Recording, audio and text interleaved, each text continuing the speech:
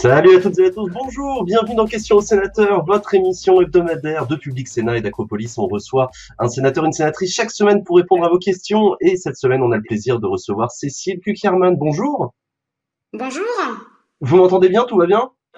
je vous entends très très bien, j'espère que la réciproque est vraie. C'est super, tout se passe très bien, c'est parfait. On va passer une heure ensemble avec vous, Cécile Cukierman. Je précise que vous êtes sénatrice communiste de la Loire. Et on va apprendre à vous connaître. On va parler de l'actualité du Sénat, de votre actualité, et puis globalement de l'actualité politique qui en ce moment est particulièrement chargée. Bonjour à vous qui nous regardez. C'est vous qui allez échanger avec Cécile Cukierman. Elle est là pour répondre à vos questions et aux questions que j'ai préparées avec vous. Bonjour si vous nous regardez actuellement sur Twitch. Bonjour si vous nous regardez en replay sur Public Sénat, le canal 13 de la TNT. Et bonjour à vous si vous nous écoutez aussi en podcast. On va parler de vous, mais d'abord, je voudrais qu'on aborde un sujet d'actualité chaude, si je puis dire. C'est l'affaire Kohler. L'affaire Kohler qui redémarre avec un nouveau rebondissement. Le parquet national financier réouvre une enquête sur le possible conflit d'intérêts du secrétaire général de l'Élysée. On se souvient que le parquet national financier avait abandonné les poursuites et on a appris, grâce à Mediapart cette semaine, que c'était suite à la réception d'une note signée par Emmanuel Macron lui-même. Levé de bouclier, tollé dans l'opposition. Est-ce que vous aussi, vous redoutez des pressions de l'Élysée sur le parquet?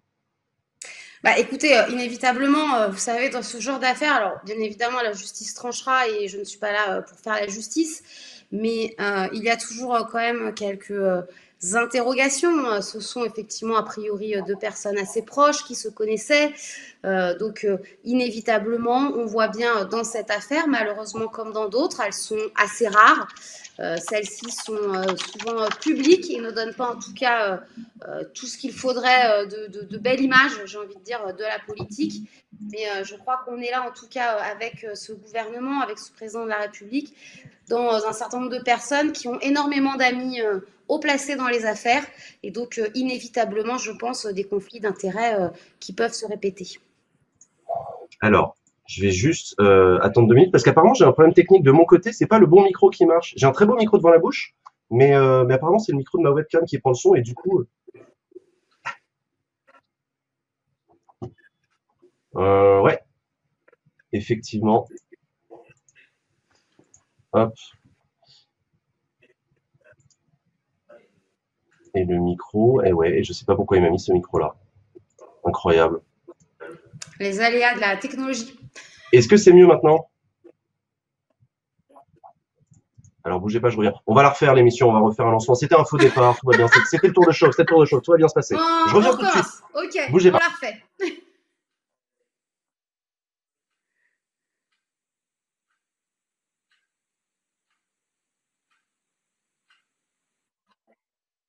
Faut que je me reconnecte moi ou pas?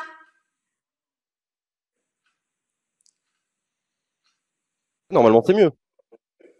Incroyable. Bon, alors, je te propose, c'est que, parce que du coup, ça va être diffusé à la TNT ensuite avec Sénat. Donc, ouais, on refait un compte à rebours, on refait un lancement, on refait mon intro, on refait la et on fait 100 pour On les la gens. garde pour le best-of final, c'est Voilà, ça? on regarde pour le best-of. Voilà, les gens sur Public Sénat, vous savez rien. C'est parti, refais-nous le lancement, Matt, s'il te plaît.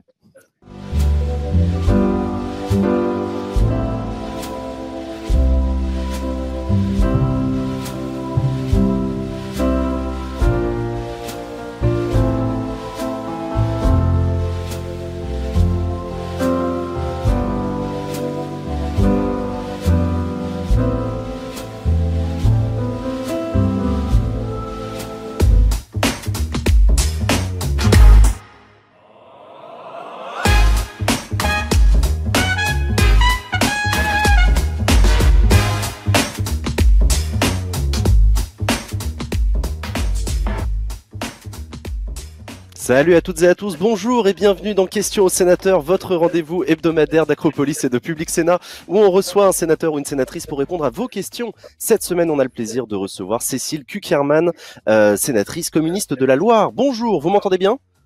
Bonjour, je vous entends très bien. Eh ben c'est super, c'est parfait. On va passer 1 heure ensemble, on va apprendre à vous connaître et on va parler avec vous de votre travail au Sénat et des grands sujets d'actualité politique qui en ce moment sont assez nombreux. Bonjour à vous si vous nous regardez sur Twitch actuellement, bonjour à vous si vous nous regardez en replay sur Public Sénat, le canal 13 de la TNT, et bonjour aussi à vous si vous nous écoutez en podcast. C'est vous qui allez poser vos questions à Cécile Cukierman, c'est vous qui interagissez avec nous là tout de suite dans le chat et c'est vos questions que j'ai fait remonter tout à l'heure pour préparer cette émission. On va parler de vous, Cécile Cukierman, mais avant ça, je voudrais qu'on aborde un sujet d'actualité chaude, si je puis dire. Cette semaine, on a appris la réouverture de la procédure dans le cadre de l'affaire Kohler, le secrétaire général adjoint de l'Élysée, qui va donc à nouveau être poursuivi par le parquet national financier qui avait abandonné une première fois les poursuites. Et on l'a appris par Mediapart, c'était suite à l'arrivée d'une note rédigé par le président de la République lui-même. Ça provoque un tollé dans l'opposition, dans les oppositions. Emmanuel Macron est soupçonné d'avoir fait pression sur le parquet. Est-ce que vous aussi, vous craignez cette pression ? Bah écoutez, oui, cette pression, on la craint parce que d'abord, il semblerait quand même que là, actuellement, elle soit démontrée. Après, voilà, moi, je ne suis pas la justice, il ne m'appartiendra pas de faire justice ici. Le parquet financier réouvre. En tout état de cause, ça pose bien évidemment toute la question des conflits d'intérêts de ce gouvernement, de ce président de la République, qui ont énormément d'amis à la tête des affaires. Et en tout cas, dans cette histoire-là, effectivement, d'un ami qui a été dans une boîte privée, qui aujourd'hui a travaillé à l'Élysée. Et on sent bien toute cette collusion qui n'est certainement pas bonne. Alors, je tiens à le dire, ce genre d'affaires ne sont pas les plus fréquentes. Mais malheureusement, quand elles arrivent, elles donnent une sale image, en tout cas, de la vie politique française. Alors, il y a l'affaire Kohler qui, de son côté, donc, va peut-être un jour être jugée. En tout cas, le parquet réouvre son enquête. Mais il y a la question du parquet lui-même. Et c'est ça aussi qui, institutionnellement, est particulièrement intéressant à regarder. Le parquet national financier est-il un parquet à la botte du pouvoir ? C'est quelque chose qui est reproché par certains opposants.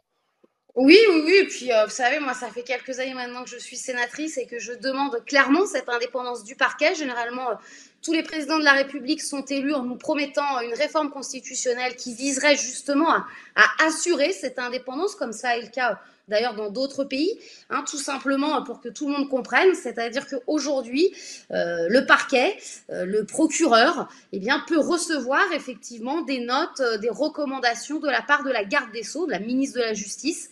Et donc, il y a toujours cette incertitude quant à l'indépendance réelle du procureur par rapport au magistrat, à celui qui juge le reste. Donc, bien évidemment, oui, il y a une urgence, je crois, et cette affaire le démontre comme d'autres avant, et malheureusement comme d'autres à venir si on ne fait rien, qu'il y a besoin clairement de procureurs indépendants du pouvoir et qui n'ont pas à donner, à rendre des comptes ou à recevoir des recommandations de la part du pouvoir.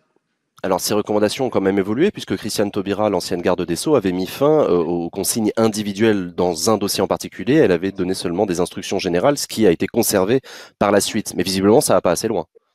Bah écoutez, non, et puis vous savez, les instructions générales, quand vous les faites au parquetier financier, ils ne sont quand même pas si nombreux que ça, cela continue, ça existe, et je vous dis, quoi, en plus je crois que, compris au-delà même de cette affaire-là, de ce que l'on peut vivre au quotidien dans le rapport des Françaises et des Français à la justice, si l'on veut réellement une justice indépendante, eh bien il faut éviter tout soupçon de lien entre le pouvoir et la justice finalement. Et donc la meilleure solution, c'est d'empêcher effectivement tout dialogue possible entre le pouvoir en place et celles et ceux qui rendent justice. Alors, à cette question-là, l'actuel garde des Sceaux, Nicole Belloubet, rétorque que couper totalement le lien entre le pouvoir exécutif et le pouvoir et le parquet, c'est faire une croix sur toute politique pénale possible. Est-ce qu'un parquet totalement indépendant, c'est pas le risque simplement que la justice fonctionne en vase clos et qu'on puisse plus mener de politique pénale ? Qu'est-ce que vous répondez à la ministre de la Justice ? Bah écoutez, ça me fait sourire parce que je trouve exceptionnel, c'est que quand même la politique pénale, oui c'est toujours ça, mais la politique pénale, elle est aussi le produit de la loi, donc jusqu'à nouvel ordre, ce sont les parlementaires qui font la loi dans ce pays. Donc voilà, c'est des petits privilèges certes du gouvernement de garder ce lien intrinsèque entre le parquet et eux-mêmes. Voilà, je crois... il y a quelques années, quand j'étais professeure d'histoire-géographie, j'enseignais la séparation des pouvoirs, qui est un principe, je crois, important. Et donc oui, on doit le mieux possible garantir cette indépendance entre le pouvoir judiciaire, exécutif et législatif. Et une des garanties est celle-ci, l'arrêt de ce lien entre celui qui est le procureur dans une affaire et le ministre de la Justice, le ou la ministre de la Justice. Est-ce que vous pensez que Macron va être particulièrement inquiété par cette affaire-là? Parce que là, on touche au cœur de l'Élysée quand même. C'est le secrétaire général de l'Élysée, c'est le président de la République qui signe lui-même. On est sur un très très haut niveau de... Là, on est sur des questions effectivement très personnelles. Je crois que, bon, pour le coup, et je le redis, parce que je viens de dire que j'étais attachée à l'indépendance, la justice rendra justice dans cette affaire. Voilà. Mais si bien évidemment les faits sont constatés, oui, cela mettra en difficulté le président de la République. Après, bon, on y reviendra peut-être à travers d'autres questions. Il n'y a pas que ça. Et toute la question pour mettre en difficulté quelqu'un est aussi quelle alternative politique il y a en face. Sinon, Ça, la nature on va en parler. ayant horreur du vide, voilà, ne sera peut-être moins en difficulté que ce que l'on voudrait. On reparlera de ça avec vous, et d'ailleurs en parlant de vous, on va faire votre portrait, Cécile Kukierman. Qui êtes-vous? D'où venez-vous? Vous êtes née à Bagneux et vous avez eu votre bac à Sceaux. C'est ce que j'ai trouvé sur la page Wikipédia, je peux pas vous mentir. Vous avez grandi en région parisienne? Oui. Parce qu'aujourd'hui vous êtes élu... Oui. Oui, comme vous savez, comme beaucoup de gens dans notre pays de nos jours, je crois qu'on naît, on grandit, on travaille ailleurs. Donc voilà, les aléas pour finir mes études m'ont amené à m'installer dans la Loire, à y passer mon concours pour devenir enseignante et puis ensuite avoir un certain nombre de mandats dans mon département et ma région. Alors, vous avez eu votre bac littéraire en 94 et vous avez souhaité ensuite faire des études littéraires, des études d'histoire. Vous vouliez déjà devenir prof? Oui, je crois qu'à ce moment-là, le choix de ma vie était plutôt celui-ci que celui d'aujourd'hui. Voilà, je n'avais pas en tout cas de projet à devenir parlementaire et en tout cas encore moins sénatrice. Et je crois que comme beaucoup de jeunes à l'époque de 18-19 ans, certes, je savais ce que c'était que le Sénat, mais ce n'était pas en tout cas l'objectif de ma vie. C'est ce que j'ai demandé. C'est rarement, les sénateurs et sénatrices me disent jamais, à 17 ans, je rêvais de devenir sénateur ou sénatrice, c'est rare. Voilà. Bon, d'accord. Mais alors, du coup, on va raconter l'histoire de comment ça s'est passé jusqu'à ce moment-là. Il y a quand même un truc qu'on a noté, que les internautes ont noté. Vous avez eu votre bac en 94 et votre maîtrise d'histoire en 2001. Pourquoi vous avez mis 7 ans à avoir un bac plus 4? Parce que d'abord, j'ai fait un DUG. D'abord, j'ai fait une classe préparatoire. J'ai repris un DUG à l'issue. Et puis, j'ai fait ma maîtrise en 2 ans. Vous étiez très engagée quand vous étiez étudiante. J'ai vu adhésion à l'UNEF. Oui. Alors, racontez-nous ces années étudiantes-là. Comment est-ce qu'on adhère à l'UNEF quand on est étudiant à ce moment-là? Bon, on est à une toute autre époque et l'UNEF de mon époque n'est peut-être pas tout à fait d'ailleurs celle d'aujourd'hui. D'ailleurs, il y avait plusieurs organisations syndicales étudiantes. Vous savez, moi, je suis arrivée à l'université, il y avait le mouvement de novembre-décembre 95 qui avait été une forte mobilisation à la fois sur les conditions de travail au départ dans les universités, justement. Moi, j'ai connu ces amphis surchargés, bondés, où il fallait arriver en avance si on voulait avoir de la place pour s'asseoir derrière une chaise et une table. Voilà, il y a eu cette première mobilisation, puis ensuite s'en est suivi effectivement la mobilisation du monde des salariés sur la réforme de la sécurité sociale. Voilà, et puis après toute la situation effectivement étudiante qui était une époque où se poursuivait cette massification, c'est-à-dire de plus en plus d'étudiants qui avaient de lycéens qui avaient le baccalauréat, qui arrivaient à l'université, et des universités qui n'étaient pas adaptées pour accueillir effectivement tous ces nouveaux bacheliers qui arrivaient en nombre. C'est à la suite de ça qu'est arrivé le projet Université 2000 pour développer un certain nombre de sites universitaires partout en France, des restructurations entières et pour effectivement permettre à ce que ce soit pas simplement un massacre à l'arrivée dans l'université, mais de donner les conditions de réussir. Vous n'avez pas découvert l'engagement et la politique à l'arrivée à la fac? C'était un truc de famille chez vous, non? J'ai une famille qui a eu ses engagements. Je crois que comme dans toute famille, et tout en gardant les secrets de famille et individuels, parce que je crois, voilà, je suis toujours assez pudique sur ce qu'a pu être ma vie, mais vous savez, on peut aussi parfois, on a tous passé par des moments de l'adolescence avec à la fois la volonté de faire pareil et de s'en démarquer. Oui, bien sûr, j'ai grandi dans une famille où l'engagement politique, l'engagement communiste a toujours été très présent, avec des débats parfois très passionné, parfois même un peu violent, comme on sait le faire dans les repas de famille en France, entre la poire et le fromage. Mais donc voilà, avec à la fois une volonté, avec forcément des idées transmises, mais en tout cas à cet âge-là, plutôt une volonté effectivement de faire. J'ai fait du syndicalisme étudiant en me disant que je ne voulais pas forcément faire de la politique dans un parti et prendre des responsabilités en tout cas. Alors à propos de parti, il y a Sans le tyran dans le chat qui nous dit normalement après l'UNEF on va au PS, pas au PCF. Alors, Qu'est-ce qui s'est passé? oui, allô. Bon, tout d'abord, je crois que c'est mal connaître l'histoire du syndicalisme étudiant, si je peux me permettre, mais bon, c'était l'époque où je le disais, il y avait deux UNEF, il y avait l'UNEF, il y avait l'UNEF-ID, donc chacun y avait ses sensibilités peut-être. Je reste en tout cas convaincue que pour ma part, j'ai milité avec des étudiants qui n'étaient pas forcément d'ailleurs adhérents dans des partis politiques et que le syndicalisme se doit de garder cette indépendance, même s'il y a pu y avoir des proximités d'esprit. Et donc, non, effectivement, je n'ai pas rejoint le Parti socialiste. Et comme je viens de le voir passer dans le chat, effectivement, j'ai aussi fait partie des mobilisations contre un certain ministre de l'Éducation nationale de l'époque, notamment Claude Allègre, qui avait utilisé l'expression qu'il fallait dégraisser le mammouth, à l'heure où nous demandions justement plus de moyens pour l'éducation nationale et notamment l'enseignement supérieur pour permettre ce que je disais tout à l'heure à toutes et tous de réussir. Vous avez dit tout à l'heure que vous n'envisagiez pas particulièrement de faire une carrière politique, et pourtant, c'est ce qui vous est arrivé.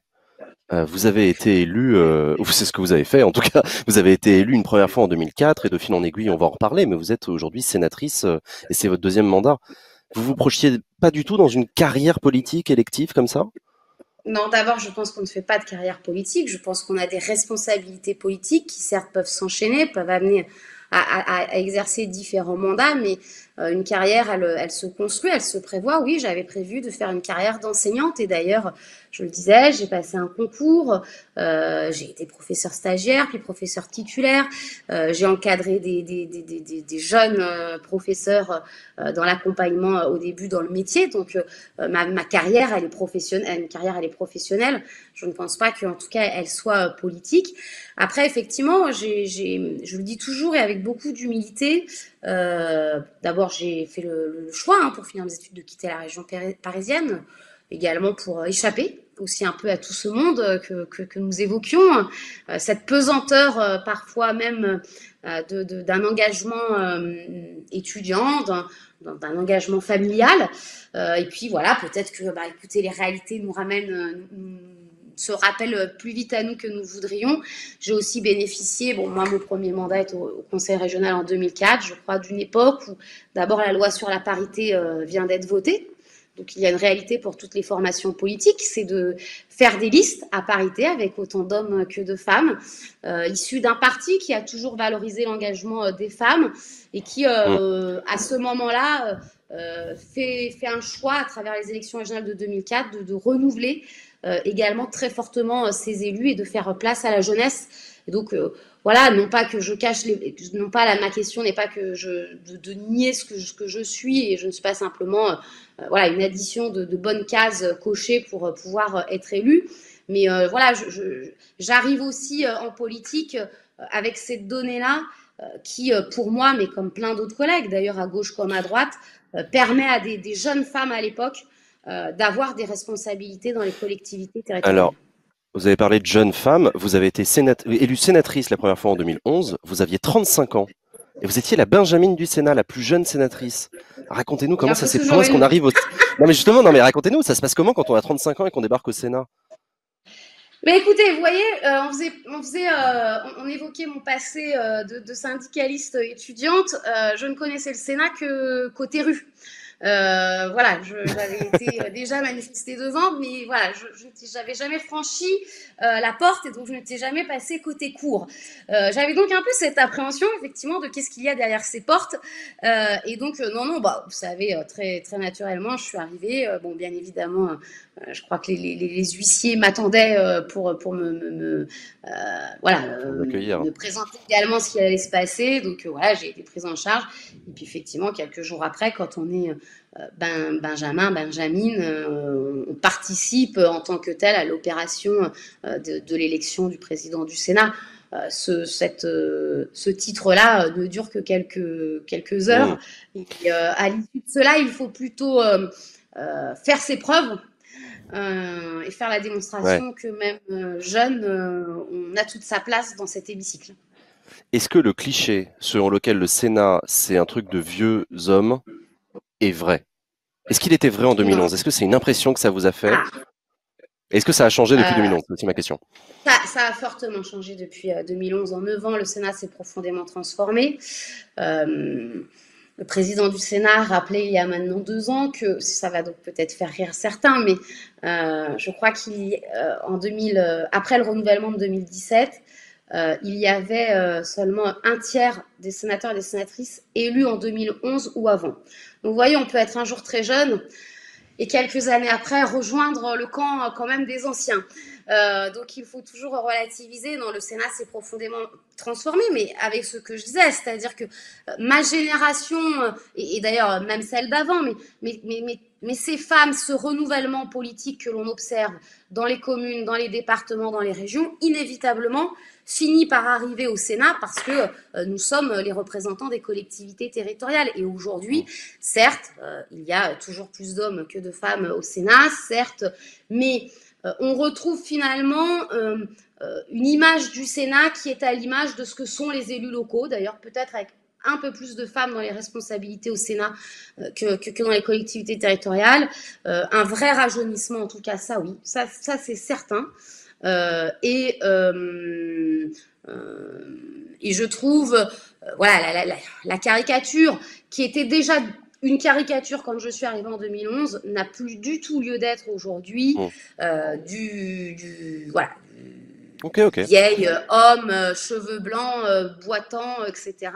Voilà, bon, moi déjà, je l'ai à peine vu en arrivant en 2011 parce qu'il y avait ce fort renouvellement de 2011 et après le renouvellement de 2014, 2017 et je pense que celui de 2020 fera voir des jeunes sénateurs réélus, mais un certain nombre ne se représenteront pas et du coup ceci va se renouveler. Et je pense que c'est bien parce que voilà, c'est important aussi. Vous êtes sénatrice du coup depuis 2011, vous siégez au sein du groupe CRCE, qui veut dire communiste, républicain, citoyen et écologiste. Si je dis pas de bêtises, c'est bien ça. Bravo. Et donc on en parlait de votre engagement. Voilà, vous êtes sénatrice communiste, et évidemment ça fait toujours beaucoup réagir. Ça veut dire quoi être communiste en 2020? Écoutez, tout d'abord, je ne sais pas si je suis sénatrice communiste ou si je suis une communiste sénatrice. Et je tiens à le préciser parce que c'est peut-être simplement une erreur de langage. Parce que je pense que d'ailleurs, je suis sénatrice de mon département. Je suis sénatrice de la Loire. Je crois que les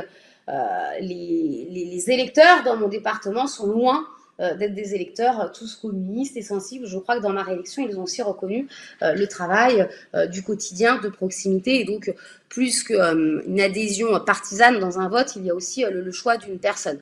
Par contre, effectivement, et je ne l'ai jamais nié, et mes engagements sont affichés, je suis également communiste. Je crois qu'être communiste aujourd'hui, en 2020, c'est d'être finalement attaché à la question, bien évidemment, des valeurs de la gauche, les valeurs progressistes, des valeurs de transformation sociale qui restent plus que jamais d'actualité et de choix de société qui font que, effectivement, pour prendre les questions qui sont aujourd'hui posées et qui vont être devant nous, par exemple du développement économique, comment de cette sortie de crise, le développement économique qui est indispensable, on le travaille. On va en parler.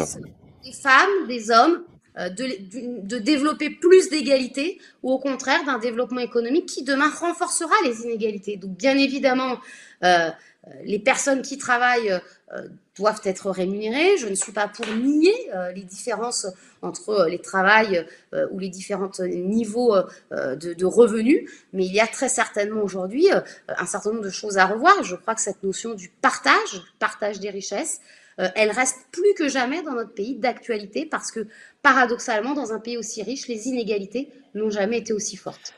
Alors, justement, vous êtes communiste et il y a eu beaucoup de questions qui ont été posées pour vous sur l'actualité, justement, et on va commencer par justement ce que vous venez de dire, une question de Youpoui qui vous demande « Est-ce que les luttes antiracistes empiètent sur la lutte des classes ?»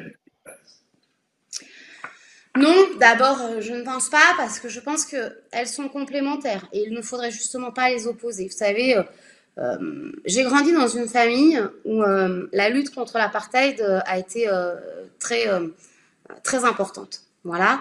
Et peut-être qu'un de mes engagements qui fait qu'aujourd'hui je fais de la politique, qui me fait croire à mon engagement, même quand le temps est difficile, c'est que, voilà, je me souviens, petite, jeune adolescente, d'un Nelson Mandela qui était le prisonnier politique le plus vieux du monde. Et donc, même si nous nous battions pour sa libération, l'interrogation était quand même s'il allait un jour sortir de prison, et il a été libéré. Et ce jour-là, je m'en souviens encore, parce que justement, ce qui peut penser impossible à un certain moment le devient. Donc voilà, donc ce combat, ce que je veux dire, c'est que voilà, ce combat contre le racisme, il a toujours existé chez les communistes. Et il continuera d'exister. Par contre, je crois qu'il faut que nous fassions attention en France, mais ailleurs d'ailleurs dans d'autres pays. Oui, je reste convaincue que l'analyse sociale reste importante et que c'est celle-ci qui prime. Parce que l'on a tendance de plus en plus à analyser notre société en fonction des communautés. Mais cela ne pose pas justement cette question fondamentale qui est celle de la répartition de la richesse. Vous savez, on peut être, voilà, on peut être de différentes origines. Ce qui fait que l'on vit bien ou pas, c'est quand même sa place dans le rapport au travail. Ensuite, il y a la question du racisme, il y a la question. Alors justement, la question du racisme qui est particulièrement d'actualité actuellement avec les manifestations Black Lives Matter et en France également les violences policières. Enfin voilà, c'est vraiment d'actualité en ce moment. Il y a aussi une question qui vous étiez posée par le même internaute d'ailleurs, qui vous demande qu'est-ce que vous pensez du déboulonnage des statues et des graffitis sur les statues? Moi, peut-être que là, c'est mon métier de professeur d'histoire-géographie qui revient. Je pense que l'on ne déboulonne pas les statues. Voilà, je pense qu'elles sont révélatrices, en tout cas, d'une difficulté que nous avons avec notre histoire. Et quand on déboulonne quelque chose, c'est que finalement, d'abord, l'on fait fi de ce qu'il a été. Et oui, on a un souci en France, mais voilà, voilà, la guerre d'Algérie, vous savez, il a fallu attendre le début des années 2000. Moi, j'ai commencé à enseigner dans les manuels d'histoire-géographie de classe de 3e. On ne parlait pas de la guerre d'Algérie, on parlait des incidents d'Algérie. Voilà. J'ai arrêté d'enseigner quand je suis devenue sénatrice, on parlait de la guerre d'Algérie.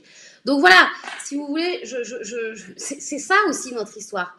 Donc la question aujourd'hui, elle n'est pas j'ai envie de dire, de déboulonner ou d'idéaliser, d'iconiser tel ou tel.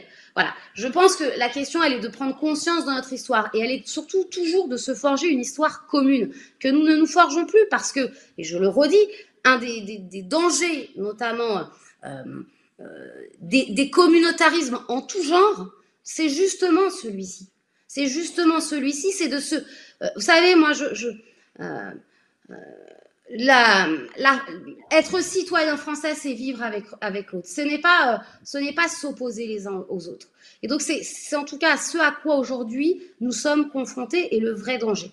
Et peut-être que, effectivement, voilà, le nationalisme, c'est la haine de l'autre, le patriotisme, c'est l'amour des siens. Et je crois que cette formule reste toujours d'actualité, parce que ce ne sont pas que des mots, mais aujourd'hui, plus que des valeurs, moi je le vois ici dans mon département, mais on le voit de partout, on a tendance plus à regarder ce que l'autre n'a pas, à se diviser, plutôt qu'à se dire qu'ensemble, nous pourrions être plus forts, et nous pourrions obtenir plus pour chacun.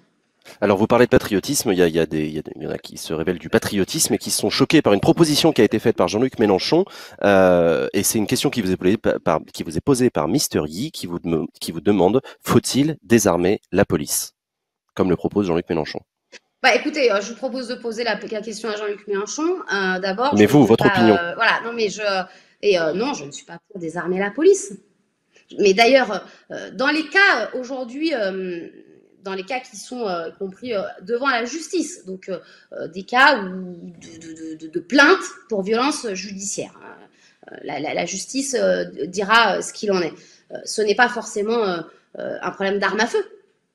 Donc la question de la violence dans notre société, Vous savez, s'il suffisait d'interdire les armes pour qu'il n'y ait plus de violence, ça se saurait. Et aujourd'hui, on a un certain nombre d'actes de violence, mais au-delà même des violences policières, des citoyens entre eux, tout ceci n'est pas une question d'armes. Donc la question des armes doit rester bien évidemment, ne doit pas être généralisée, elle doit être utilisée avec précaution. Il faut bien évidemment, je pense, il faut faire beaucoup plus de formation, beaucoup plus de formation régulière notamment, parce que c'est tout. Mais l'on est aujourd'hui dans une société de plus en plus violente. Et donc, toute la question avec la police, je crois, au-delà de savoir s'il faut désarmer ou pas désarmer la police, c'est surtout comment est-ce que l'on redonne toute sa place à une police qui est là pour protéger et qui n'est pas là pour que l'on en ait peur. Voilà, et donc c'est tout le débat de la police de proximité, de mettre aussi plus de moyens.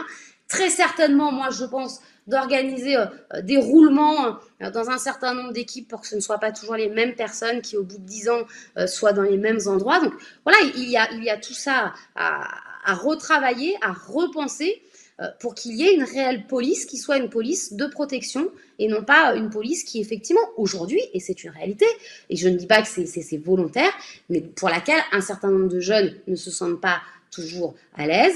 Et la police, c'est une partie de la société avec effectivement, comme tout le monde, comme dans tout corps, des brebis galeuses sur lesquelles il faut aujourd'hui que voilà, l'inspection générale se penche et qu'il puisse y avoir les sanctions quand les faits sont reconnus.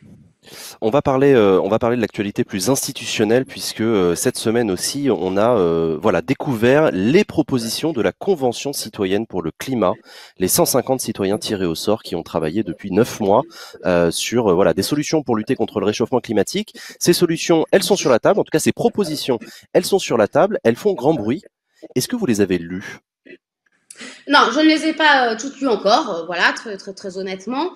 Moi, je veux dire deux choses sur la Convention citoyenne. D'abord, il ne faut pas oublier quelque chose, c'est que le président de la République nous avait vendu ça à la sortie de la crise des Gilets jaunes. Ouais. Et il me semble que, ou alors seulement dans la Loire, il y a eu des ronds-points particuliers, mais je ne pense pas pour quand même, y compris, me déplacer régulièrement dans la région Auvergne-Rhône-Alpes. Donc au moins dans 12 départements de France, que la question des exigences et des revendications qui s'exprimaient sur les ronds-points, mais au-delà dans toute la société à travers cela, ne portait pas que sur la question environnementale. Oui, c'est un vrai défi, et il faut le relever ensemble, la question du défi climatique, la question de la transition énergétique. Mais cela ne suffira pas à ce que demain, l'on vive mieux.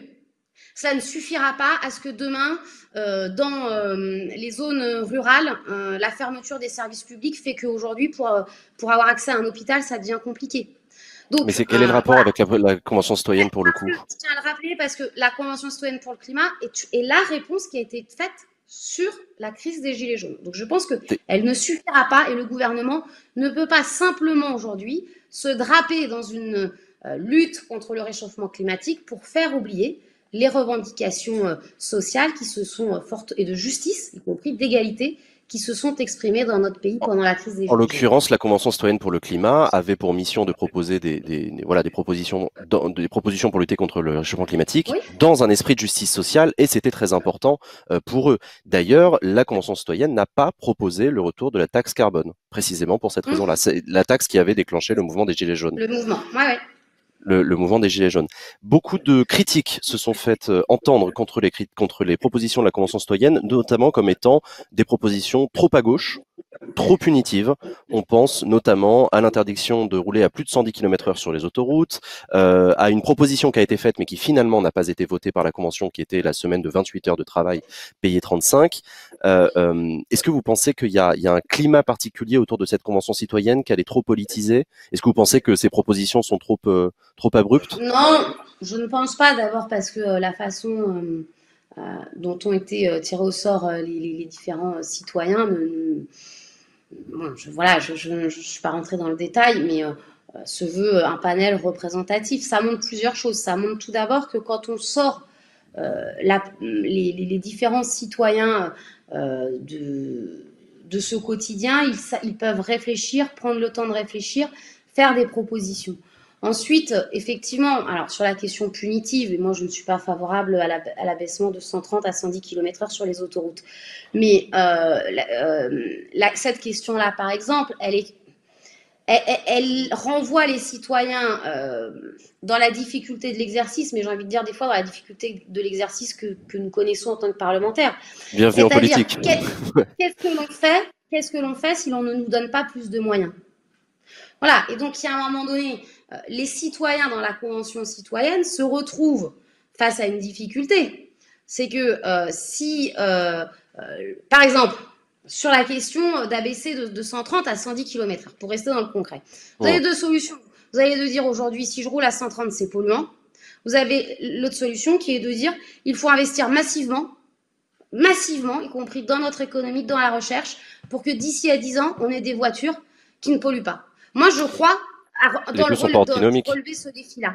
Mais ça coûte plus cher. C'est-à-dire que ça ne coûte rien, entre guillemets, ça ne coûte rien aujourd'hui, si ce n'est le changement des panneaux, de dire on va rouler de 130 à 110, c'est bon pour la planète, que de se dire à 5-10 ans, on investit très massivement dans la recherche publique, on y met les moyens, en lien avec notre industrie automobile, y compris on relancerait de l'emploi et de la production de richesse dans le pays, pour avoir des voitures qui peuvent être moins polluantes dans 10 ans. Moi, je crois que ce défi-là, il peut être relevé. Mais voilà, la Convention citoyenne, elle est à un moment donné contrainte de faire des propositions dans une situation qui est celle des choix budgétaires de ce gouvernement.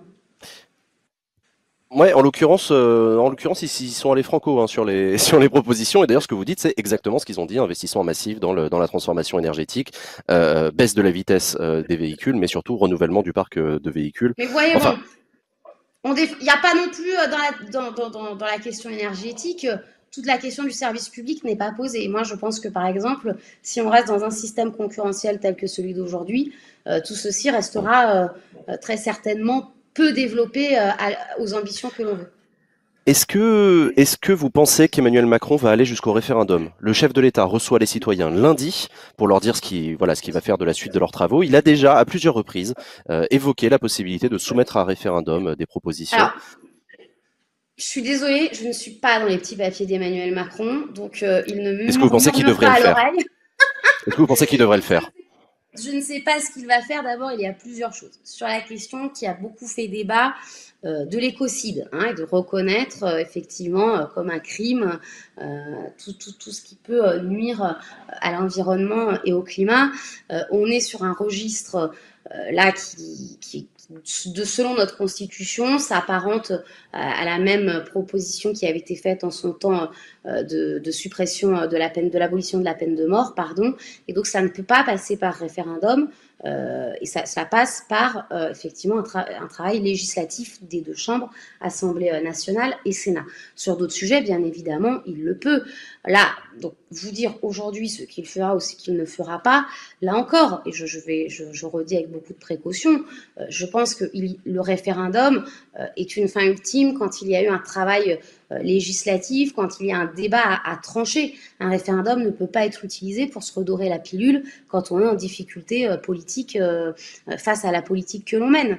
Donc on ne peut pas, d'un côté, vous voyez, avoir fait le 49.3 sur la réforme des retraites, nous dire en plein confinement qu'on suspend la réforme des retraites, nous la faire à l'envers en sortie de déconfinement et en train de préparer le retour de la réforme des retraites, mais on ne sait pas quand, mais elle va quand même revenir. Et puis à l'issue de tout ça, faire un référendum pour dire que tout va bien dans notre pays. Donc voilà, je crois que le référendum est un acte qui doit être utilisé avec parcimonie dans la Ve République, et quand il l'est, c'est effectivement pour convoquer le peuple sur des décisions importantes qui concernent et qui engagent plusieurs années au-delà du temps du quinquennat. Donc j'ai envie de dire, il fera ce qu'il fera, ce qu'il voudra même, mais il faut toujours faire attention parce que parfois, à court terme, cela peut servir, mais s'amuser avec les institutions, parfois même les dévoyer, ça se retourne toujours contre soi à un moment donné. Alors, vous parlez de dévoyer les institutions et c'est très intéressant puisque la Convention citoyenne pour le climat, indépendamment de ses propositions, est aussi très critiquée sur sa forme elle-même. Le tirage au sort provoque une levée de bouclier parmi un certain nombre de parlementaires qui y voient une menace contre leur légitimité. Je pense notamment à votre collègue Les Républicains Jean-Marc Boyer, qui hier, à l'occasion des questions au gouvernement, a fait une attaque en règle contre ces citoyens tirés au sort en disant qu'ils ne sont pas légitimes, etc. Qu'est-ce que vous, en tant que parlementaire, vous pensez du tirage au sort? Moi, je n'y suis pas opposée par principe au tirage au sort. Dès lors, c'est ce que je disais, qu'il respecte, comme dans un sondage, on va dire, une représentativité la plus juste possible d'un échantillon de la société. Deuxièmement, le vrai souci, et peut-être l'incompréhension qu'il y a avec la Convention citoyenne, c'est est-ce qu'à un moment donné, on fait travailler pour faire des propositions et les mettre en débat? Est-ce qu'on les fait travailler pour décider ou pas? Et en fait, c'est la ligne c'est la feuille de route qui n'est pas très claire. C'est le dialogue, y compris peut-être avec les parlementaires, dans ce que l'on attend de cette convention citoyenne et de la feuille de route qu'on lui donne, qui n'a par exemple pas été discutée avec les parlementaires. Et on pourrait trouver par exemple pertinent que l'Assemblée nationale et le Sénat débattent de cette feuille de route pour que les citoyens ensuite tirés au sort puissent travailler en toute liberté, mais avec le regard de la diversité politique et des territoires qui sont représentés à l'Assemblée nationale et au Sénat. Ça n'a pas été le cas. Deuxièmement, je pense tout de même, et il faut le dire avec un peu d'honnêteté, que le confinement est passé par là et que, entre guillemets, cette convention citoyenne est revenue sans que personne ne l'ait vue revenir. Moi, non mais c'est vrai. Oui, personne ne sait trop quel était son but de départ, son objectif de fin, son pouvoir entre guillemets, et ce qu'elle devait faire ou ne pas faire. Moi, par contre, j'ai été très attentive le dimanche soir quand ils ont remis leurs travaux. Il y avait plusieurs personnes qui étaient interrogées sur différents médias, radio ou télévisés, et 2-3 ont bien dit il y a des choses que nous n'avons pas tranchées parce que ce n'est pas de notre ressort. Ça, ce seront à celles et ceux qui doivent faire la loi de décider. Et donc, il y a des propositions qui aujourd'hui sont mises sur la table, que nous voulons voir grandir dans le débat citoyen, dans le débat législatif, mais nous n'avons pas fait de proposition de loi en tant que telle. Ça, c'est le travail des parlementaires. Et donc, je pense qu'on a travaillé cette complémentarité, mais finalement, c'est bien ce qu'on fait au quotidien quand on est élu. Moi, excusez-moi, quand je suis élu, la première chose que je fais, c'est d'aller discuter avec les associations, avec les citoyens, avec ceux qui veulent me voir. En tant que sénatrice, d'aller rencontrer les élus. Aujourd'hui, dans mon département, j'ai 130 nouveaux maires. Et ma priorité, c'est cet été de pouvoir aller à la rencontre de chacun pour échanger sur leurs projets, etc. Donc, vous voyez, ce temps d'échange, il est indispensable dans la vie politique, et peut-être que nationalement, là. Après, il ne faudra pas se tromper, c'est que la crise de la politique dans notre pays et cette cassure qu'il y a notamment entre les citoyens et les parlementaires que nous sommes dans notre diversité, elle ne va pas se résoudre à coup de convention citoyenne. Voilà, ça je n'y crois pas. Et donc il faut faire attention, là encore, c'est ce que je disais, à ne pas renvoyer le sentiment qu'avec une convention citoyenne, tout ça est réglé et tout le monde a confiance dans tout le monde et youpi tralala, on est reparti, tout va bien. Voilà, je pense que malheureusement, cette crise demeure plus importante que cela. Est-ce qu'à l'occasion d'une réforme de la Constitution, vous seriez favorable à ce qu'on institutionnalise le tirage au sort comme étant justement un allié, comme vous le dites, des parlementaires pour travailler, faire des propositions, réfléchir? Ça a été proposé par certains de vos collègues députés qui ont même dit qu'ils étaient favorables à ce que le tirage au sort fasse son entrée à l'Assemblée nationale via des citoyens qui viendraient filer un coup de main aux députés sur leurs travaux, qui deviendrait parlementaire. Non, je pense que aujourd'hui, il y a les moyens pour faire ce type de convention, donc il n'a pas besoin de faire rentrer. Il n'y a pas besoin de faire rentrer ce qui existe déjà, en fait. Je crois qu'il faut. Okay. Voilà, donc ça c'est une réalité. Moi, je suis quand même pour toujours que la loi puisse être souple, la Constitution puisse être souple pour justement permettre ce type d'initiative. Voilà. Deuxièmement, il faut faire attention parce que si l'on pense que l'on va régler le problème de la crise politique en niant ce que sont aussi les partis politiques, c'est un souci. Parce que, bien évidemment, aujourd'hui, les partis politiques sont décriés, mais à l'origine, et s'ils sont reconnus comme un des acteurs démocratiques dans la Constitution, c'est aussi justement parce que la citoyenneté, le contrôle, bien, il se fait par groupe. Voilà, et donc faire de la politique au sens diriger la cité collectivement, ce n'est pas une addition d'individus, ce sont des projets, ce sont des femmes et des hommes qui les défendent, et cela doit se faire ensemble. Et moi, je ne souhaite pas que demain, la politique soit une individualisation, à l'image de ce que l'on peut voir parfois dans la société, et que cela reste une dynamique collective. Et donc, effectivement, la proposition que j'ai vue passer, n'importe quel député aujourd'hui peut travailler avec des citoyens sur n'importe quelle proposition de loi. Moi, mon collègue André Chassaigne, la proposition de loi sur les retraités agricoles que j'avais défendue au Sénat quand elle était arrivée au Sénat, voilà, il l'a travaillé, il a réuni les organisations syndicales agricoles, il a travaillé avec eux. Donc, je veux dire, moi, quand la loi engagement et proximité sur la question des élus est passée, j'ai réuni, voilà, j'ai fait une dizaine de réunions dans mon département pour réunir les élus et travailler avec eux. J'ai pas besoin de loi pour qu'on me dise qu'être élu, c'est travailler avec l'autre. Voilà, et puis. Vous voilà, vous sentez menacé dans votre légitimité par des citoyens tirés au sort? Je dis ça parce que ça fait 2 ans maintenant que j'interviewe des sénateurs et des sénatrices, et à chaque fois je sens que vous vous sentez menacé par. C'est pas une question. Non, je pense que c'est bien pire que c'est. Moi, je ne me sens menacée par rien du tout. Je pense que par contre, la démocratie, ce n'est pas le tirage au sort. Voilà, la démocratie, ce sont des idées, c'est du débat, c'est de la construction. Il n'y a pas de génération spontanée, donc on ne s'improvise pas. Voilà, mais il n'y a pas besoin d'avoir fait des études. N'importe qui, tout le monde peut faire de la politique, mais cela se construit, et cela qu'on se construit avec l'autre. Et donc, le souci du tirage au sort, non pas dans ce qu'il a été là, force de proposition, mais dans ce qui pourrait être demain une Assemblée nationale, c'est que du coup, on n'est plus sur un débat et des programmes. On n'est plus sur la construction d'une société à plus ou moins long terme.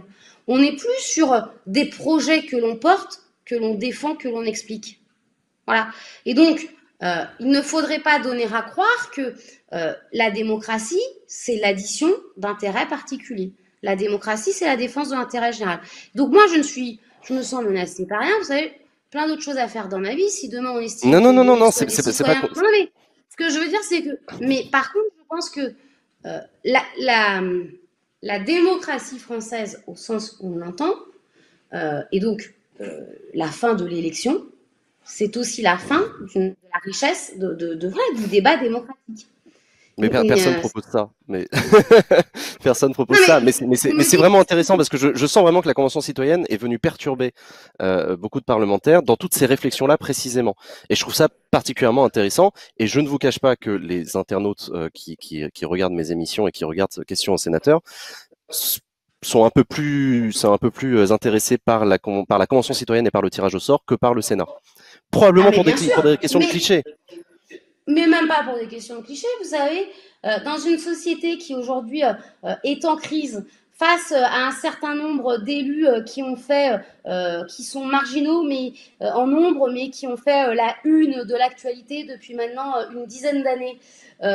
Forcément, oui, bien sûr, oui, les élus sont mal vus dans notre pays, mais ça, j'ai envie de dire, il n'y a pas que vos internautes, hein. C'est quoi, je veux dire, moi, non, mais moi, je veux dire, les gens dans ma rue, hein. J'ai pas besoin d'aller plus loin. Donc oui, ça, c'est une réalité. La question, c'est, est-ce que pour pallier ça, on répond uniquement par la Convention citoyenne ou pas? Voilà. Et donc, moi, je ne pense pas, mais je vous dis, je pense que la question, finalement, de l'individu et du collectif, voilà. Alors, peut-être que dans notre pays, on est passé de trop de collectifs à trop d'individus, qui a certainement aujourd'hui à retrouver un juste milieu. Mais je le redis, je pense que l'on ne peut pas, faire vivre une démocratie s'il n'y a pas de collectif qui respecte chacun. Et ce n'est pas chacun qui impose à l'autre.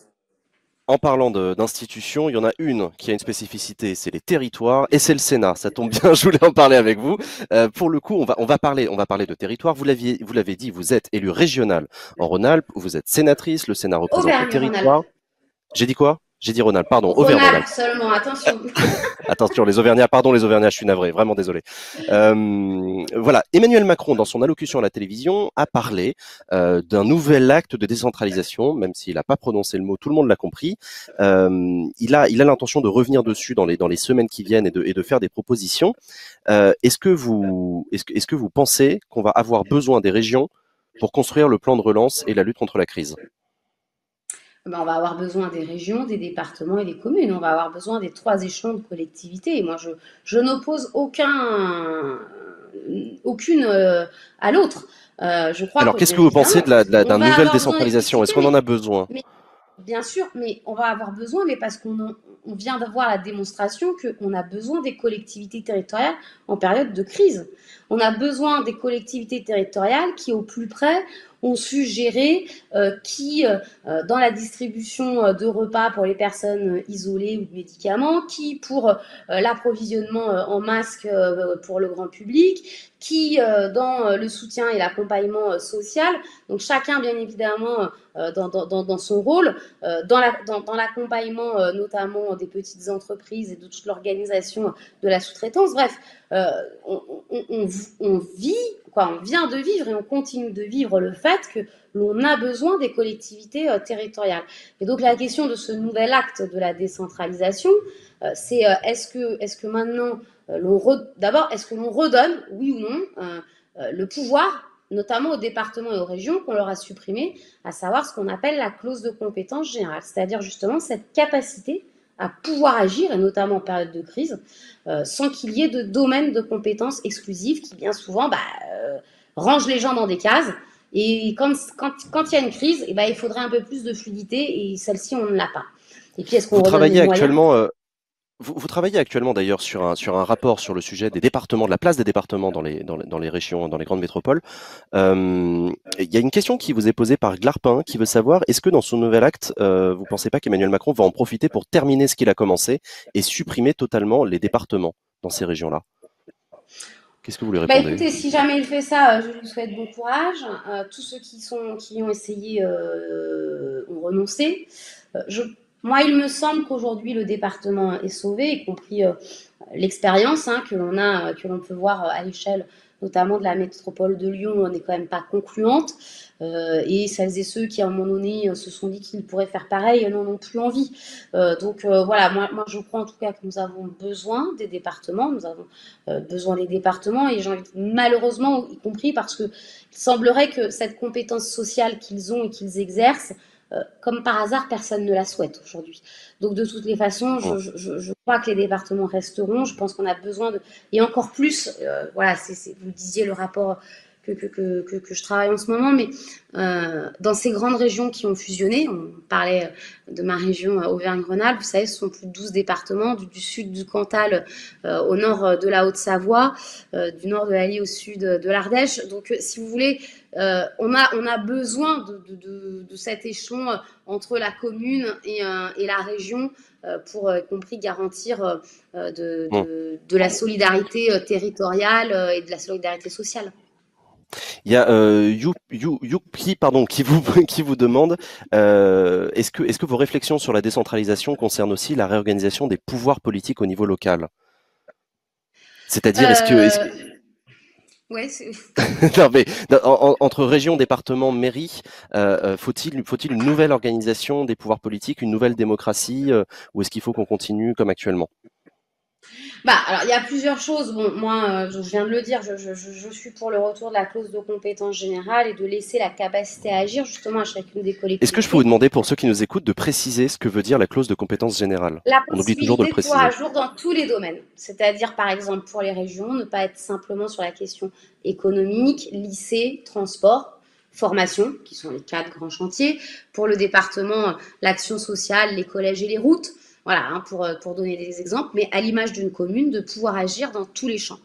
L'on a gardé ce que l'on a appelé des compétences partagées, à savoir pour le tourisme et la culture, mais on a bien vu, voilà, par exemple, dans la question de la santé, que s'il y avait eu la clause de compétence générale, très certainement, il y aurait eu plus de fluidité, y compris entre l'État et les différentes collectivités. Donc, c'est ça ce que l'on appelle. Et pourquoi est-ce qu'elle est importante? Parce que ça va peut-être rejoindre le débat précédent, mais elle permet aussi d'avoir des vrais débats politiques et des vrais projets de gestion. Alors, voilà, et bah, écoutez, après, il y a des élections, les gens choisissent, parfois les uns gagnent, parfois les autres perdent, et la vie politique est ainsi faite. Mais je crois que c'est important. Et puis, alors par contre, peut-être que dans la question, il y a aussi, sur la question de l'organisation du pouvoir, bon, moi je suis pour que l'on maintienne le nombre d'élus, si c'est ça la question. Je pense que l'on ne souffre pas de trop d'élus dans notre pays. Je pense que justement, une des premières conditions pour réconcilier finalement notre pays avec les élus et la politique, c'est que le plus grand nombre d'entre nous puissent exercer un mandat électif. Par contre, il y a certainement à redonner plus de facilité à agir. Alors là, c'est là que tout devient compliqué, bien évidemment, et qu'on est dans un espèce de château de cartes qui risque de tomber à chaque fois. Mais c'est-à-dire plus de capacité à agir, plus de capacité financière, mais il faut faire attention à une chose, c'est que nous sommes, je crois, toutes et tous attachés à ce que le deuxième mot de notre devise, égalité, continue d'exister dans notre pays et de partout. Donc, on voit bien qu'il y a à la fois besoin de donner les moyens pour agir plus et mieux, mais il y a dans le même temps, et non pas en même temps, mais il y a dans le même temps le besoin qu'il y ait un État qui garantisse réellement cette égalité sociale et territoriale. Parce qu'aujourd'hui, selon là où on habite, eh bien, il y a des inégalités, et selon ses revenus, il y a des inégalités. On approche petit à petit de la fin de cette émission. Si vous avez des questions, le chat, c'est le moment d'y aller pour Cécile Cukierman. Moi, j'en ai une qui avait été posée tout à l'heure, et donc je reviens sur votre engagement et votre parti politique.